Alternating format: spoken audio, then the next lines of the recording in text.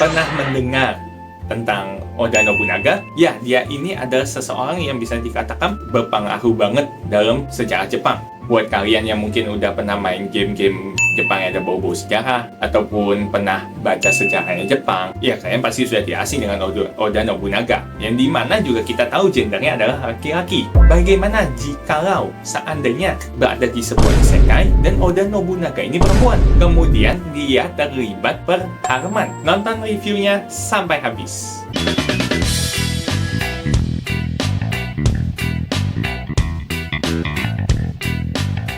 Yo minasan, welcome back to my channel yaitu Cosmir, di mana di sini gue kembali mereview anime-anime yang sudah gue tonton.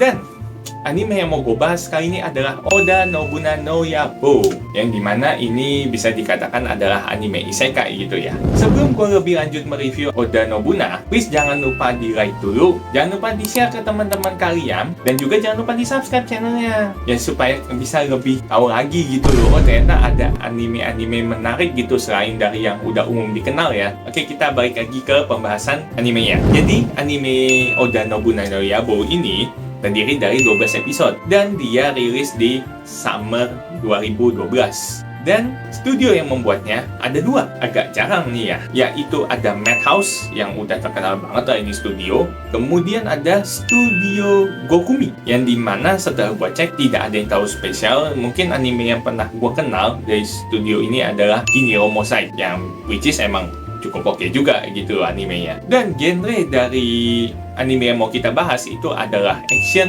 romance, dan juga komedi. Kita masuk ke sinopsisnya. Jadi anime ini bermula dari seseorang yang masih bocah sekolahan lah gitu, bernama Yoshiharu Sagara. Dia ini tiba-tiba sadar gitu loh, kok gue ada di tempat terbuka, lapangan terbuka gitu. Ternyata itu lagi ada perang. Dan setelah dilihat sekelilingnya, dia menyadari, oh gue ada di era Sengoku sepertinya. Dia merasa bahwa gue itu terlempar ke masa lalu.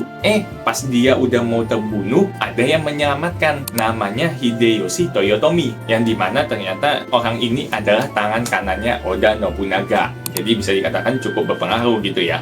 Terus karena melindungi si Yoshiharu, tentu saja Toyotomi harus menghembuskan nafas terakhirnya. Sebelum itu, dia menyerahkan semua impiannya itu kepada Yoshiharu. Ya tentunya salah satunya adalah menyatukan Jepang. Kemudian Yoshiharu, gue dipercayakan sebuah impian yang besar. Oke, gue akan jaga ini dan gue akan mengawal untuk sejarah ini pada jalan yang benar, dan gue ingin kembali ke masa gue hidup gitu, yang di masa depan. Gak lama setelah itu, ternyata si Yoshiharu ketemu dengan ternyata Nobunaga di dunia yang si Yoshiharu baru sadar itu jadi perempuan, yang dikatakan bahkan perempuan paling cantik se-Jepang. Tentu saja Yoshiharu terpukau gitu loh. Si Nobunaga ini mempunyai ambisi tentu saja untuk menyatukan seluruh Jepang dan untuk bisa pergi berlayar ke luar negeri, karena dia masa eksplornya itu kuat banget gitu loh. Yoshiharu akhirnya tiba di persimpangan jalan nih, mau kemana? Mau tetap membuat ini sejarahnya benar, yang dimana tentu saja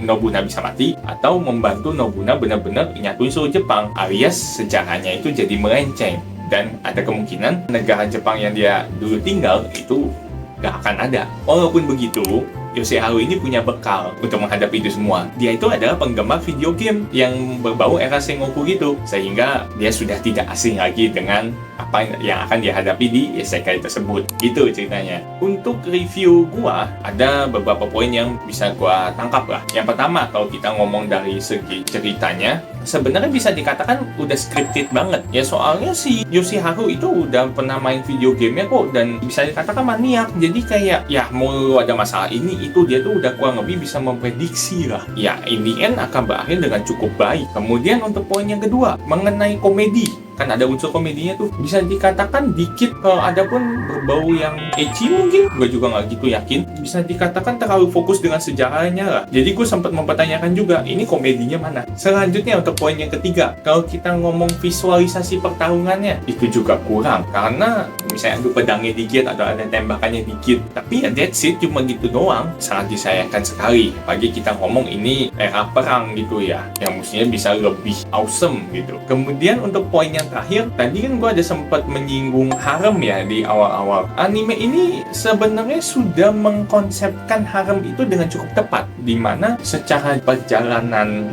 Yoshiharu di isekai-nya itu tersebut, beberapa cewek itu ya memang kurang lebih tertarik ya kepada dia. Nggak satu doang. Sayangnya, romance yang benar-benar disorot itu cuma antara Yoshiharu dengan Nobuna saja. Dengan cewek-cewek lainnya bisa dikatakan hampir nggak berasa. Jadi, kesimpulan gua untuk anime Oda Nobunaga no Yabo ini bisa dikatakan masih oke lah kalau lu mau nonton. Karena ngomongin sejarahnya itu bukan yang berat banget dan masih sesuai dengan apa yang terjadi di maksudnya yang nyatanya gitu ya. Kurang lebihnya sesuai lah secara poin garis besarnya. Dan kalau tadi gue sempat mengeluhkan romansnya hanya berpusat di kedua tokoh utamanya, itu pun nggak gitu masalah banget. Kenapa? Karena lu akan melihat hubungan romantisme yang on off nih. Jadi sangat menarik sekali. Sehingga lu akan juga benar-benar lupa bahwa itu anime harem. Dan satu lagi ya, kalau kalian mengharapkan actionnya akan luar biasa, udah nggak usah. Mending lu nggak usah nonton kalau ngarepin actionnya. Oke, sekian review gue untuk anime Oda Nobunaga no Yabo ini. Sampai jumpa lagi di video-video gue berikutnya. Bye-bye!